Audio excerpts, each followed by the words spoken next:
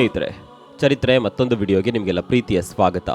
ರಾತ್ರಿಯ ನೀರವ ಮೌನ, ಸುತ್ತಲೂ ಬೀಸುತ್ತಿರುವ ಸುಳಿಗಾಳಿ, ಎಲ್ಲೆಡೆಯೂ ಸೂಜಿ ಬಿದ್ರೂ ಕೇಳಿಸುವಂತಹ ನಿಶ್ಶಬ್ದತೆ. ನೀವು ಕಣ್ಣು ಮುಚ್ಚಲು ಪ್ರಯತ್ನಿಸಿದ್ರೂ ಬಾರದ ನಿದ್ರೆ. ಗೊಂದಲಕ್ಕೆ ಬಿದ್ದಂತೆ ನಿಮ್ಮ ಮನಸ್ಸಿನ ತೊಳಲಾಟ. ನೀವು ಏನೇ ಮಾಡಿದ್ರೂ ನಿಲ್ಲದ ಆಲೋಚನೆಗಳ ಬಿರುಗಾಳಿ. ಕೆಲಸದ ದಣಿವು ಇದ್ರೂ ಬಾರದ ನಿದ್ದೆ. ಅದ್ಯಾವುದೋ ತಳಮಳಕ್ಕೆ ಸಿಲ್ಕೊಂಡಿರುವಂತಹ ಸ್ಥಿತಿ. ಇದು ಸುಪ್ತ ಮನಸ್ಸು ಆಕ್ಟಿವ್ ಆಗಿರುವ ಸನ್ನಿವೇಶ. ಪ್ರತಿಯೊಬ್ಬರಲ್ಲೂ ಒಂದಲ್ಲ ಒಂದು ಸಮಯದಲ್ಲಿ ಈ ಸ್ಥಿತಿಯನ್ನ ಅನುಭವಿಸಿಯೇ ಇರ್ತಾರೆ. ಅದು ಒಳ್ಳೆಯದು ಇರಬಹುದು ಅಥವಾ ಕೆಟ್ಟದ್ದು ಇರಬಹುದು. ಹೀಗಾಗಿ ಈ ಉಪಪ್ರಜ್ಞೆ ಸ್ಥಿತಿಯನ್ನ ನಾವು ಹೇಗೆ ಬಳಸಿಕೊಳ್ಳುತ್ತೇವೆ ಅನ್ನೋದು ಮುಖ್ಯವಾಗುತ್ತೆ. ನಾವದನ್ನ ಸರಿಯಾದ ರೀತಿಯಲ್ಲಿ ಗ್ರಹಿಸಿಕೊಂಡರೆ ಉತ್ತಮ ಭವಿಷ್ಯ ಹೊಂದಬಹುದು. ಸುಂದರ ಕನಸುಗಳನ್ನ ಕಟ್ಟಿ ಹೊಸ ಬದುಕಿನತ್ತ ಹೆಜ್ಜೆ ಇಡಬಹುದು. ಹಾಗಂತ ಇದು ಅಂದುಕೊಂಡಷ್ಟು ಸುಲಭವಲ್ಲ. ಉಪಪ್ರಜ್ಞೆಯನ್ನ ಬಳಸಿಕೊಂಡು ನಮ್ಮ ಉನ್ನತಿಯನ್ನ ಸಾಧಿಸಬಹುದಾದ್ರೂ ಅದು ಹೇಳಿದಂತೆ ಸುಲಭವಲ್ಲ. ಹಾಗೆ ನೋಡ್ಲಿಕ್ಕೆ ಹೋದ್ರೆ ಯಾರಿಗೆ ಕಮಾಂಡಿಂಗ್ ತಿಳಿದಿರುತ್ತದೆಯೋ ಅವರ ಮಾತನ್ನ ಮಾತ್ರ ಈ ಸುಪ್ತ ಮನಸ್ಸು ಸರಿಯಾಗಿ ಅರ್ಥೈಸಿಕೊಳ್ತದೆ. ನೀವೇನಾದ್ರೂ ಬೇರೆ ರೀತಿ ಅಂದ್ರೆ ಋಣಾತ್ಮಕ ರೀತಿಯಲ್ಲಿ ಅದಕ್ಕೆ ಕಮಾಂಡಿಂಗ್ ನೀಡಿದ್ದೇ ಆದ್ರೆ ಅದು ಅದೇ ರೀತಿ ಪ್ರತಿಕ್ರಿಯಿಸುತ್ತದೆ, ನಿಮ್ಮ ಅವರತಿಗೂ ಮೂಲವಾಗುತ್ತೆ. ಸ್ನೇಹಿತರೆ, ಸುಪ್ತ ಮನಸ್ಸು ಅನ್ನೋದು ಮಲಗುವ ಮುನ್ನ ಬಹಳ ಸಂವೇದನಾಶೀಲವಾಗಿರುತ್ತೆ. ಖುದ್ದು ವಿಜ್ಞಾನ ಕೂಡ ಇದನ್ನ ದೃಢೀಕರಿಸುತ್ತದೆ. ಜಾಗೃತ ಮನಸ್ಸು ನಿಧಾನವಾಗಿ ತನ್ನ ಹಿಡಿತ ಕಳೆದುಕೊಳ್ಳುತ್ತಿದ್ದಂತೆ ನಮ್ಮೊಳಗಿರುವ ಸುಪ್ತ ಮನಸ್ಸು ಜಾಗೃತವಾಗುತ್ತದೆ. ನಾವು ಮಲಗುವ ಮುನ್ನ ಆಡುವ ಮಾತುಗಳು ನಮ್ಮ ಸುಪ್ತ ಮನಸ್ಸಿನಲ್ಲಿ ಅಚ್ಚೊತ್ತಿದಂತೆ ದಾಖಲಾಗುತ್ತದೆ. ಹೀಗಾಗಿ ಮಲಗುವ ಮುನ್ನ ನಾವು ಆಲೋಚಿಸುವ ವಿಚಾರ, ಭಾವನೆಗಳು ಬಹಳ ಪ್ರಾಮುಖ್ಯತೆ ಪಡೆದುಕೊಳ್ತಾವೆ.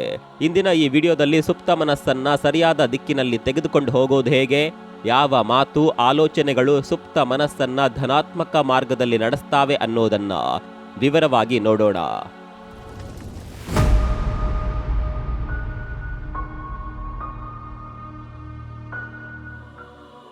ಸ್ನೇಹಿತರೆ, ಜಾಗೃತ ಮನಸ್ಸು, ಸುಪ್ತ ಮನಸ್ಸು ಎರಡರ ಕುರಿತು ನಾವು ಈ ಹಿಂದೆ ಕೆಲ ವಿಡಿಯೋ ಮಾಡಿದ್ದೇವೆ. ಇದೀಗ ಸುಪ್ತ ಮನಸ್ಸನ್ನ ಪ್ರೋಗ್ರಾಮಿಂಗ್ ಮಾಡೋದು ಹೇಗೆ ಅನ್ನೋದನ್ನ ಈ ವಿಡಿಯೋದಲ್ಲಿ ತಿಳಿಸುವ ಪ್ರಯತ್ನ ಮಾಡಲಾಗಿದೆ. ಅಂತರ್ಜಾಲದಲ್ಲಿ ಸಿಕ್ಕ ಮಾಹಿತಿ, ಸಂಶೋಧನಾತ್ಮಕ ಲೇಖನಗಳ ಪೂರಕ ವಿಷಯಗಳನ್ನ ಮನನ ಮಾಡಿಕೊಂಡು ಇಲ್ಲಿ ಹೇಳಲಾಗಿದೆ.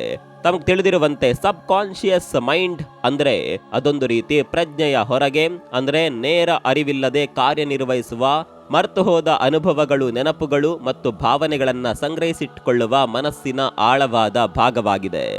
ಇದು ನಮ್ಮ ನಿರ್ಧಾರಗಳು, ಅಭ್ಯಾಸಗಳು ಮತ್ತು ವರ್ತನೆಗಳ ಮೇಲೆ ಹೆಚ್ಚಿನ ಪ್ರಭಾವ ಬೀರುತ್ತದೆ. ಹೀಗಾಗಿ ಇದು ಹೆಚ್ಚಿನ ಮಹತ್ವ ಹೊಂದಿದೆ. ಈ ಸುಪ್ತಾವಸ್ಥೆ ಹೇಗೆ ಅಂದ್ರೆ ನಾವು ಸರಿಯಾದ ದಿಕ್ಕಿನಲ್ಲಿ ಅದಕ್ಕೆ ಕಮಾಂಡಿಂಗ್ ನೀಡಿದ್ರೆ ಅದು ನಮ್ಮ ನಿಯಂತ್ರಣದಲ್ಲಿರುತ್ತೆ. ಇಲ್ಲದೆ ಹೋದ್ರೆ ತಪ್ಪು ಕಮಾಂಡಿಂಗ್ ನೀಡಿದ್ರೆ ಅದು ನಮ್ಮನ್ನೇ ನಿಯಂತ್ರಿಸುವ ಮಟ್ಟಕ್ಕೆ ಬಂದು ಬಿಡುತ್ತೆ.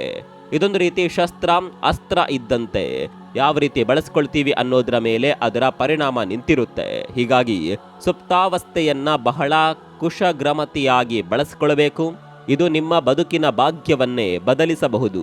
ಇದಕ್ಕೆ ಕೊಂಚ ಸಮಯ ಹಿಡಿಯಬಹುದು, ಆದರೆ ಇದು ನಿಮ್ಮ ಆಲೋಚನಾ ವಿಧಾನ, ಜೀವನದ ಉನ್ನತಿಗೆ ಸಹಕಾರಿಯಾಗಿ ನಿಲ್ಲುತ್ತದೆ.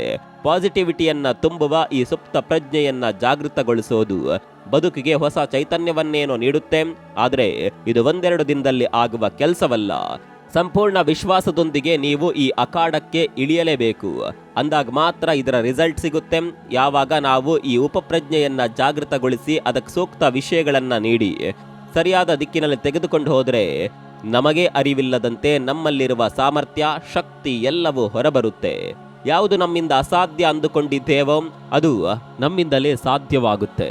ಯಾವುದೋ ಅಲೌಕಿಕ ಶಕ್ತಿ ನಿಮ್ಮನ್ನ ಮುನ್ನಡೆಸುವಂತೆ ಭಾಸವಾಗುತ್ತೆ. ಹಾಗಿರುತ್ತೆ ಈ ಚಮತ್ಕಾರ.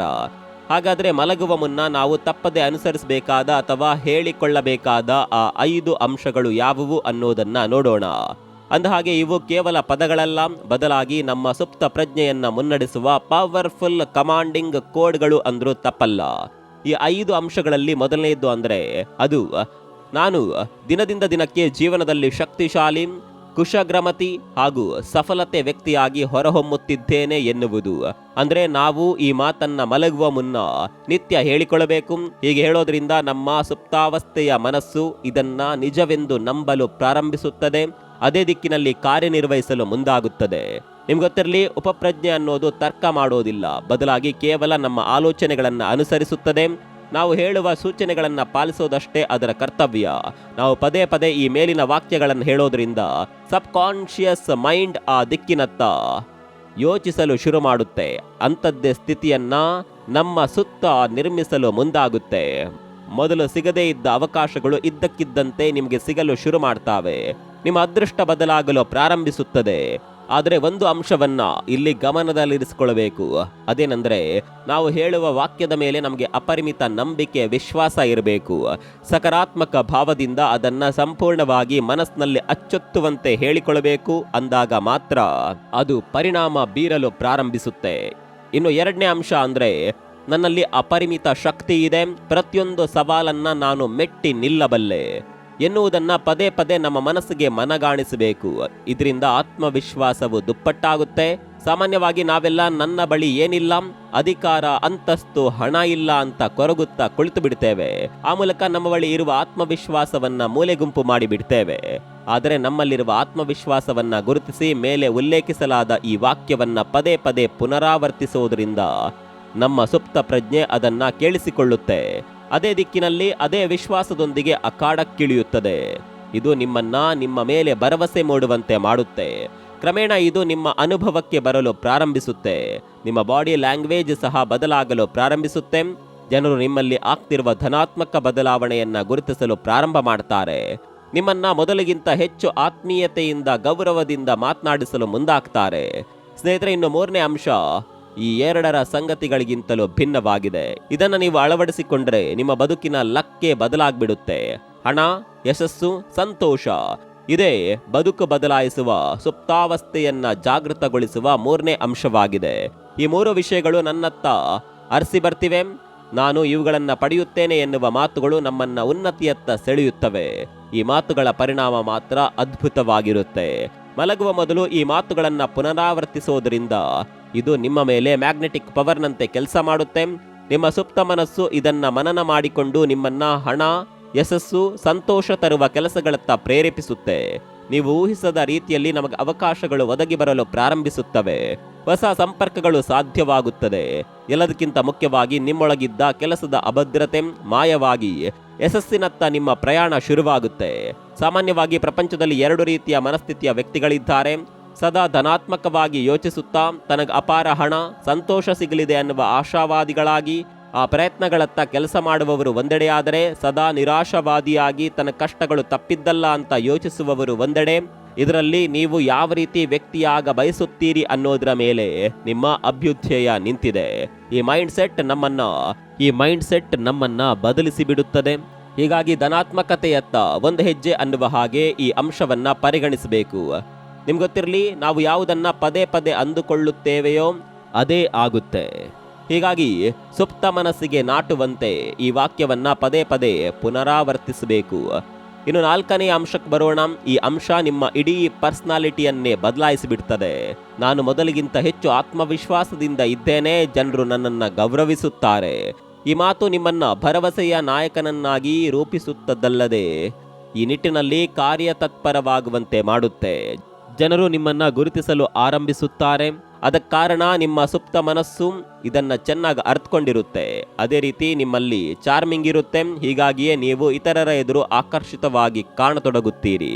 ನಾವು ಮೊದಲು ಸಬ್ ಕಾನ್ಶಿಯಸ್ ಮೈಂಡ್ನಲ್ಲಿ ಈ ಅಂಶಗಳನ್ನ ಬಲವಾಗಿ ಬೇರೂರುವಂತೆ ಮಾಡಬೇಕು. ಆಗ ಮಾತ್ರ ಇದು ಅನುಭವಕ್ಕೆ ಬರುತ್ತೆ. ಅದಕ್ಕೆ ತಕ್ಕಂತೆ ನಮ್ಮ ಬಾಡಿ ಲ್ಯಾಂಗ್ವೇಜ್ ಕೂಡ ಬದಲಾಗುತ್ತೆ. ಇದರಿಂದ ಜನ ನಿಮ್ಮತ್ತ ಆಕರ್ಷಿತರಾಗಲು ಪ್ರಾರಂಭಿಸುತ್ತಾರೆ.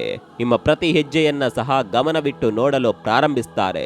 ಇದೆಲ್ಲದಕ್ಕಿಂತ ಹೆಚ್ಚಾಗಿ ನಿಮ್ಮೊಳಗೆಯೇ ಒಂದು ವಿಶಿಷ್ಟ ಧನಾತ್ಮಕ ಶಕ್ತಿ ಇರುವಂತೆ ಭಾಸವಾಗುತ್ತೆ. ಇಷ್ಟೆಲ್ಲ ಆಗಬೇಕಾದ್ರೆ ಮೊದಲು ನಿಮಗೆ ನಿಮ್ಮ ಶಕ್ತಿಯ ಮೇಲೆ ನಂಬಿಕೆ ಇರಬೇಕು, ಆತ್ಮವಿಶ್ವಾಸ ಇರಬೇಕು.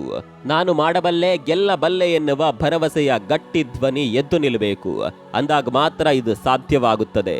ಹೀಗಾಗಿ ಎಲ್ಲವೂ ಮ್ಯಾಜಿಕ್ ರೀತಿ ಬದಲಾಗೋದಿಲ್ಲ. ಅದಕ್ಕೆ ನಮ್ಮ ಪ್ರಯತ್ನ ಬಹಳ ದೊಡ್ಡದಿರಬೇಕು. ನಾನು ಸಂಪೂರ್ಣವಾಗಿ ಬ್ರಹ್ಮಾಂಡದ ಮೇಲೆ ಭರವಸೆ, ವಿಶ್ವಾಸ ಇಡ್ತೇನೆ. ಎಲ್ಲ ವಸ್ತು ವಿಷಯಗಳು ನನ್ನ ಪರವಾಗಿ ಕೆಲಸ ಮಾಡ್ತಿವೆ. ಇದು ಸುಪ್ತ ಮನಸ್ಸನ್ನ ಮುನ್ನಡೆಸುವ 5ನೇ ಹಾಗೂ ಕೊನೆಯ ಅದ್ಭುತ ಅಂಶವಾಗಿದೆ.